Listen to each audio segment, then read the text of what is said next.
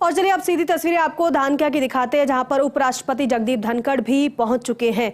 मुख्यमंत्री की मौजूदगी, मंत्री राज्यवर्धन सिंह राठौड़ को आप देख रहे हैं, लेकिन उपराष्ट्रपति की मौजूदगी भी मंच पर आपको दिखाई दे रही है। पीने के लिए होती है, लेकिन हम कितना फेंकते हैं। पंडित दीनदयाल उपाध्याय, जिनकी पुण्यतिथि पर अतिथि भी आता है तो उन्हें याद किया जा रहा है, उन्हें नमन किया जा रहा है।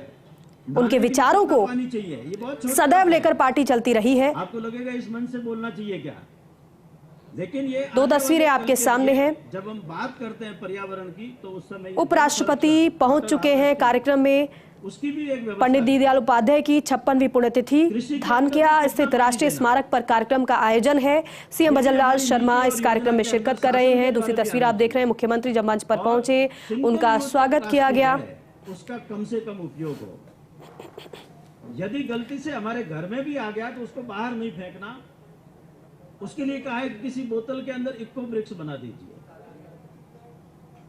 तीसरी बात स्वदेशी की है, इसमें दोनों बातें कही है, एक वस्तु भी है और दूसरा स्व का भाव भी है। तो वस्तुओं के बारे में हम अनेक बार बोलते हैं, हम विचार करें कि हम जब बोलते हैं कि जब भी बाजार जाएंगे माल स्वदेशी लाएंगे, तो उसके बारे में हमारा क्या विचार है। जो अपने घर में बनता बाजार से नहीं लाना, हमारे बाजार में दूसरे बाजार में नहीं जाना, हमारे शहर में है तो दूसरे शहर में नहीं जाना, अपने देश में है तो दूसरे देश से नहीं लाना। स्वदेशी की है, इसमें दोनों बातें कही है, एक वस्तु भी है और दूसरा स्व का भाव भी है। तो वस्तुओं के बारे में हम अनेक बार बोलते हैं, हम विचार करें कि हम जब बोलते हैं कि जब भी बाजार जाएंगे माल स्वदेशी लाएंगे, तो उसके बारे में हमारा क्या विचार है। जो अपने घर में बनता बाजार से नहीं लाना, हमारे बाजार में दूसरे बाजार में नहीं जाना, हमारे शहर में है तो दूसरे शहर में नहीं जाना, अपने देश में है तो दूसरे देश से नहीं लाना। विज्ञान और तकनीक को छोड़ करके, जीवन रक्षक औषधि को छोड़ करके आज सारे सामान हमारे यहाँ बनता है, लेकिन जो स्व की बात आती है, और जैसा मैंने कहा कि स्व की त्रयी को लेकर के हम चले थे, स्वधर्म, स्वदेश और स्वदेशी, तो उस स्व की बात करें। अभी भी हमको कहा है कि रामलला की मूर्ति की प्राण प्रतिष्ठा के उस आयोजन का अर्थ है कि भारत के स्वत्व का जागरण। चौथी बात जो हमको बताई है वो है नागरिक अनुशासन की। बहुत छोटी छोटी बातें हैं, उसके लिए भी आज ट्रेनिंग चाहिए। नियम पालन, शासन नियम बनाता है। हमारे यहाँ पर एट्रोसिटी है, लेकिन नियम पालन होता है क्या। महिला उत्पीड़न का कानून है, पालन होता है क्या। यातायात के नियम है, लोग पालन करते हैं, क्यों? क्योंकि स्वभाव नहीं है, और इसलिए इसको भी प्रशिक्षण के रूप में समाज में लेना पड़ेगा। बड़े रूप में ऐसा माना गया है कि इन सब विषयों की चर्चा कहाँ हो, तो विद्यालयों में हो, यदि नहीं होती है तो मंदिर में हो, मठ में हो। धर्मगुरु है वो भी अपने प्रवचनों के अंदर इन विषयों को बोले, और यदि कहीं भी नहीं होता है तो उसकी पाठशाला है अपना घर।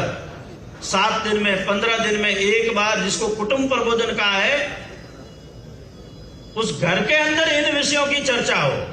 और फिर हम देखेंगे कि हमारे यहाँ है तो पड़ोसी के होगा, हमारी पूरी गली और मोहल्ले के अंदर होगा, गांव और शहर के अंदर होगा। उस समय देश में एक बहुत बड़ा परिवर्तन हम स्वयं महसूस करेंगे। आज उस दिशा के अंदर बढ़ने की आवश्यकता है। जब हम बात करते हैं तो जैसा मैंने बताया कि शासन से अपेक्षा भी होती है, शासन उसका पूरा करता भी है, प्रयत्न करते हैं, करना भी चाहिए, लेकिन हमारा भी एक दायित्व बनता है कि हम जागरूक रहें, शासन को याद भी दिलाएं, हम जागरूक रहें और स्वयं भी कुछ करें, क्योंकि बड़ा परिवर्तन है वो समाज के बल पर हो सकता है।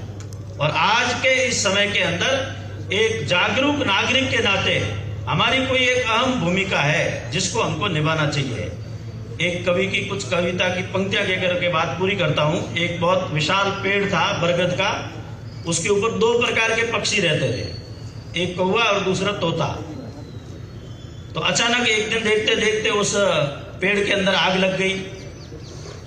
तो एक कवि सारा वो दृश्य देख रहा था, उसमें उसने देखा कि जो तोते हैं, वो तोतों के कौवा जो है, कौवा के सरदार ने अपने सारे पक्षियों को इकट्ठा करके कहा, आग लगी इस वृक्ष को, जले हमारे गीत, आओ आओ अब उड़ चले पंख हमारे मीत।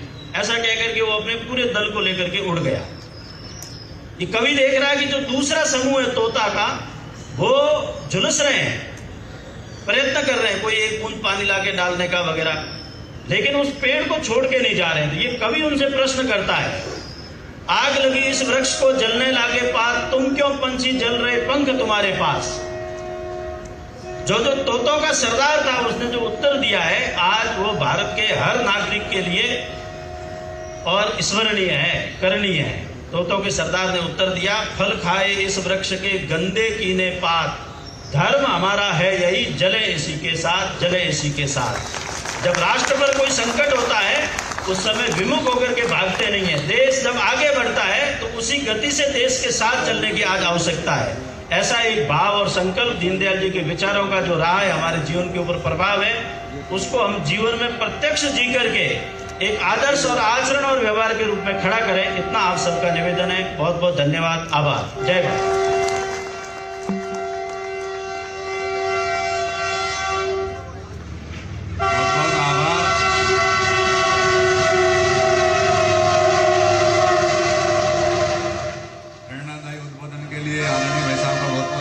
तो देखिए, प्रचारक निम्बाराम को आप सुन रहे थे, कई महत्वपूर्ण बातें उनकी तरफ से कही गई हैं। एक एक सभी जो अतिथि हैं मंच पर उपस्थित हैं उनका संबोधन आप सुन रहे हैं। उपराष्ट्रपति का स्वागत, अभिनंदन पूर्व मंत्री समिति के सदस्य अब किया जा रहा है। समिति का अध्यक्ष और औकार सिंह जी लाखाव साहब पधारे। ये साफा पहनाकर उपराष्ट्रपति का स्वागत, और आपसे थोड़ी देर में उनका भी संबोधन आप सुनेंगे।